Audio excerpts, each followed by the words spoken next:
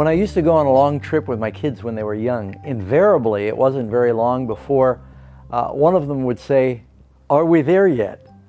Well, right now, with everything that we see happening in the world, it just seems like there's so many misfortunes and different catastrophes happening simultaneously.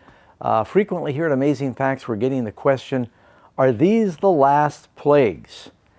Now, you can understand why someone might ask that question, because there are some devastating things that are happening around the world. Let's just take a look of some of the events that are happening. First of all, Jesus said in the last days in Matthew 24, there would be pestilence.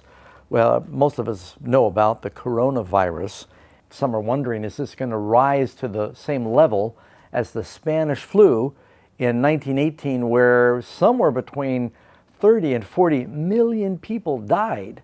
The fact is that today, with international travel and people getting on airplanes together, it's very quick seeing one of these viruses spread globally, especially if it's got a slow gestation period before it's made visible. Many thousands of people have already died from this plague, and it's being found in different countries. They're trying to get that under control, but catastrophic economic fallout from this plague. It's just about put the country of China in lockdown economically. I just came back from Australia. So much of their tourism is the Chinese tourists, and so 20–25% of the tourism, the purchasing that goes on, the travel that goes on, is impacting several countries. And so if for no other reason the coronavirus is having some global economic impact, we'll have to just wait and see how it continues to unfold on the medical level. But that's not the only virus. There are still some other deadly viruses that are still going around out there. You still got the H1N1 swine flu. Right now, for instance, 13 people just died in Taiwan. So you've got the viruses that are taking human life. Now there's a whole raft of viruses that are taking animal life. I think in the last 40 years, National Geographic says about 50% of the world's species have disappeared. But look at this, they've got the African swine fever. Now this is so far not transmittable to humans, but they're having an epidemic among the population of pigs in the world. 25% of all domestic pigs in the world have died in the last couple of years. 25%.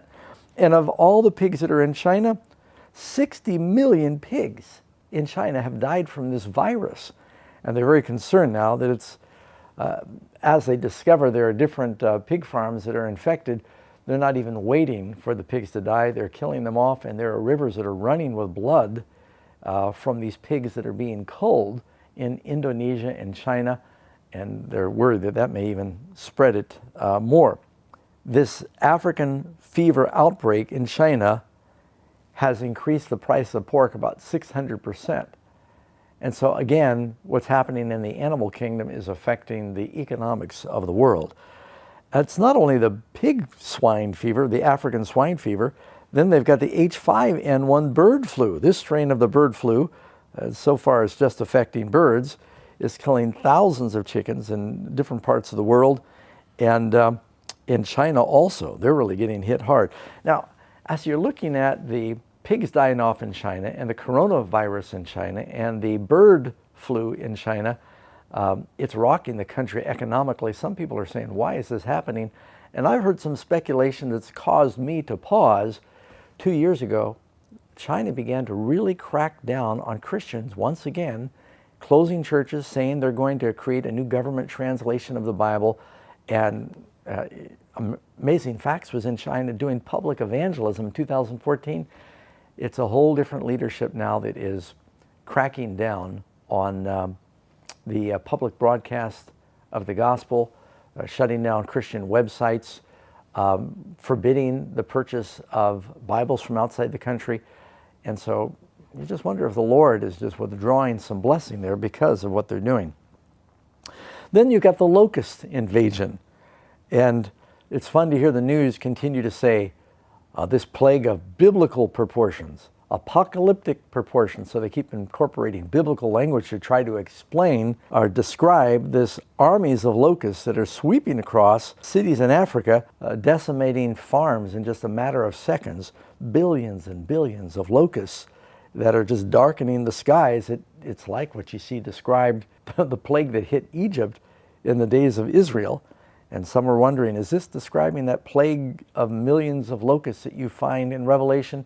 No, I think that chapter in the Bible is talking about the spread of Islam during the Dark Ages.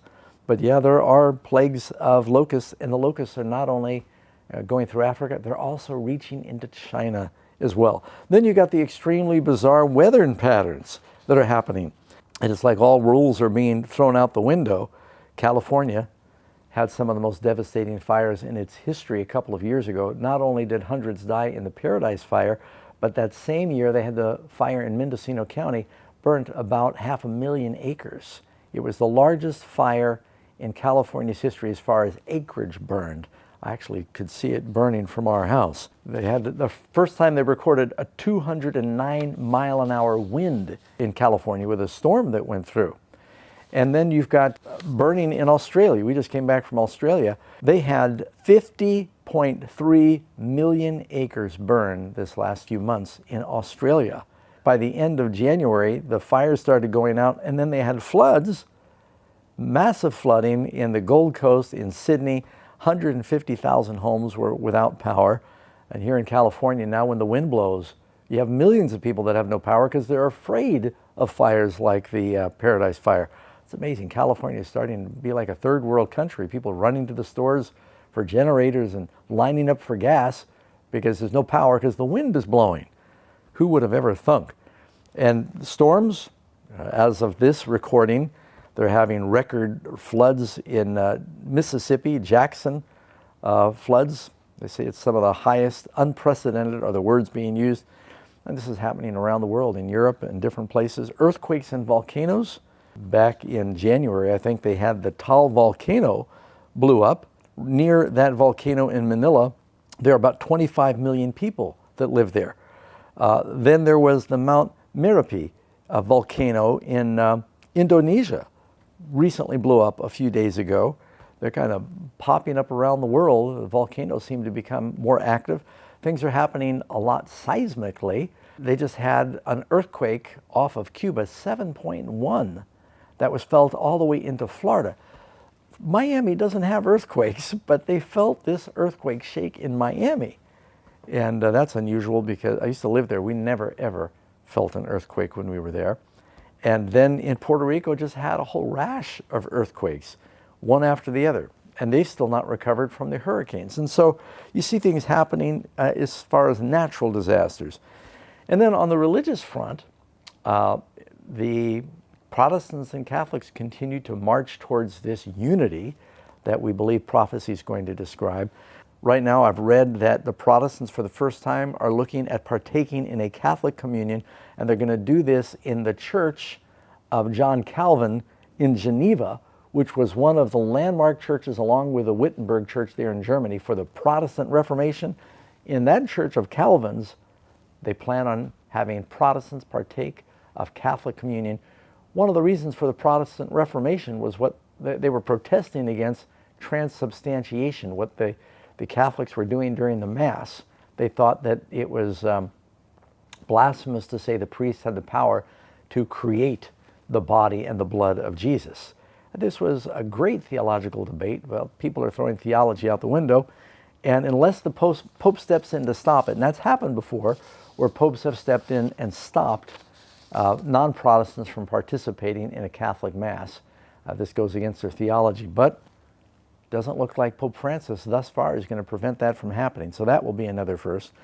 And in this, what's happening with the compromise and the joining together of Protestants and Catholics and the ecumenism that seems to be paving the way for, Christians uniting, building a confederacy that will help protect them against the spread of Islam, as some are thinking. Then you've got incredible political division in the world right now between conservatives and liberals, Democrats and Republicans. It's not just North America. I don't know in my lifetime ever seen things so divided, but you have it in England with the recent Brexit.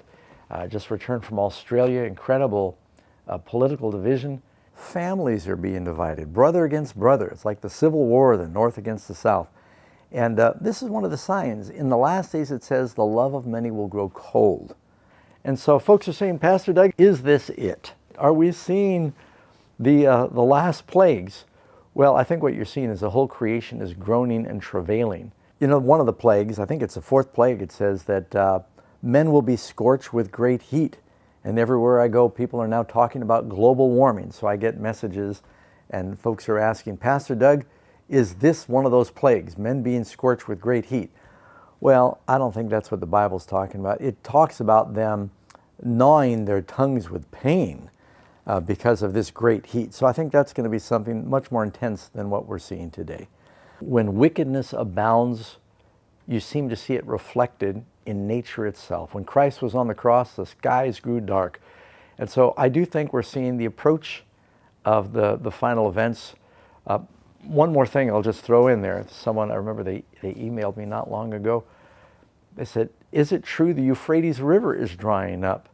And yes, it is true. I don't think that's what it's talking about there in Revelation. I think that's more of a spiritual fulfillment, but it is very interesting that Iran and Turkey are creating so many dams and soaking up all the water that runs into the Tigris and Euphrates rivers that Iraq is having a tremendous famine, and downstream in Iraq, where they used to have boats navigating the Euphrates. In the Bible, it's called the Great Euphrates. Now you can walk across it. And so the Euphrates is literally drying up. But some are saying, well, maybe that prophecy's got a spiritual and a literal fulfillment. I don't know. Do I think we're getting close to the second coming? Yes. I see final events are unfolding. No, I do not think we're seeing the 7 last plagues. When that happens, probation closes.